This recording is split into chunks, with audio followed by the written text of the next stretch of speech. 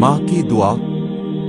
हजरत मूसा अलैहि अस्सलाम ने एक दफा अल्लाह ताला से पूछा कि जन्नत में मेरे साथ कौन होगा। इरशाद हुआ फलां कस्साब होगा। अब कुछ देर उनके और इस कस्साब की दुकान में चले पड़े। वहां देखा तो एक कस्साब अपनी दुकान में गोश्त बेचने में मसरूफ था। अपना काम खत्म करके इसने गोश्त का एक टुकड़ा कपड़े में लपेटा और घर की तरफ रवाना हो गया। हजरत मूसा अलैहि अस्सलाम ने इस कस्साब की घर के बारे में मजीद कुछ जानने के लिए बतौर मेहमान घर चलने की इजाजत चाही। घर पहुंचकर कस्साब ने गोश्त को पकाया, फिर रोटी पकाई।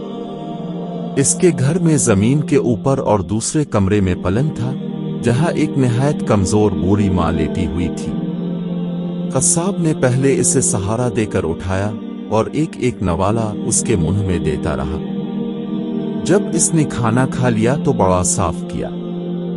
फिर कस्साब के कान में झुककर इसने कस्साब की शक्ल और चेहरे को अपने दोनों हाथों से छुआ और कहा, अल्लाह ताला तुम्हें मूसा अलैहि अस्सलाम का साथ जन्नत में अता फरमाए।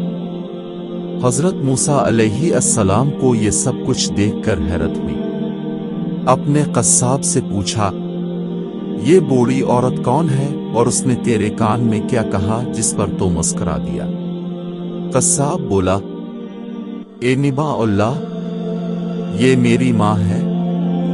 उम्र भर पालने के बाद में सबसे पहले इसके काम करता हूँ। ये रोज खुश होकर मुझे दुआ देती है कि अल्लाह मुझे जन्नत में हजरत मूसा अलैहि अस्सलाम के साथ रखे, जिस पर मैं मुस्कुरा देता हूँ और मेरी आंखें भर आती।